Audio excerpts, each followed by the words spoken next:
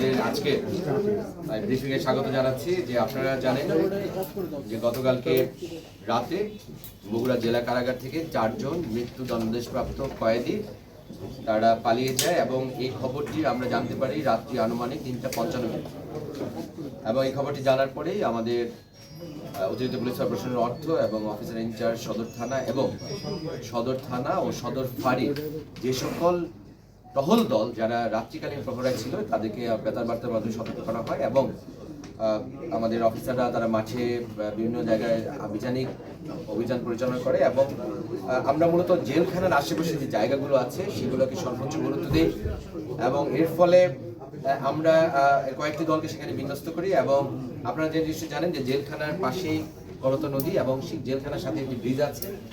এই 4 জন যারা পলাতক মৃত্যুদণ্ডাদেশপ্রাপ্ত কয়েদি তারা জেলখানার সংলগ্ন যে ব্রিজটি সেই ব্রিজ দিয়ে পাড়ি দিয়ে তারা জেলখানার নদীর ওই পাড়ে ওখানে চাষিবাজার এলাকায় তারা অবস্থান করে এবং তাদের পরিকল্পনা ছিল সেখান থেকে পৃথকভাবে তারা বিভিন্ন জায়গায় চলে যাওয়া। কিন্তু আমাদের সদর ফাঁড়ির সাব ইন্সপেক্টর খোরশেদ তার নেতৃত্বে একটি দল তারা দ্রুততম সময়ে এই জায়গায় তারা অবস্থান নেয় এবং তাদের এই 4 জনকে কিন্তু সেখানে তারা গ্রেফতার করতে পারে। পরবর্তী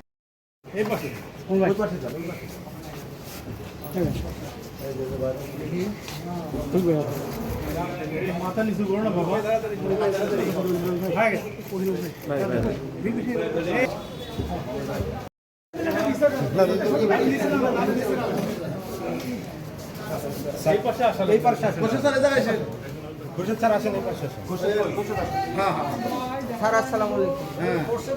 বিশাল ব্যাপার।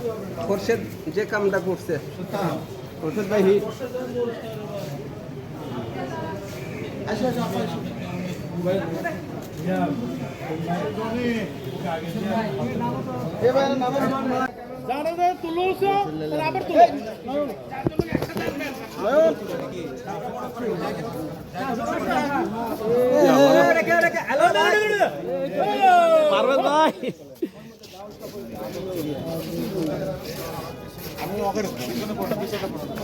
ভাই এখান থেকে আবার ঘুরে নিয়ে যাবেন। দাঁড়ান একটু, দাঁড়ান ভাই।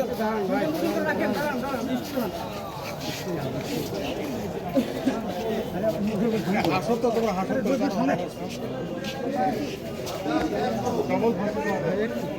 এই লোকটা এভাবে আসছে।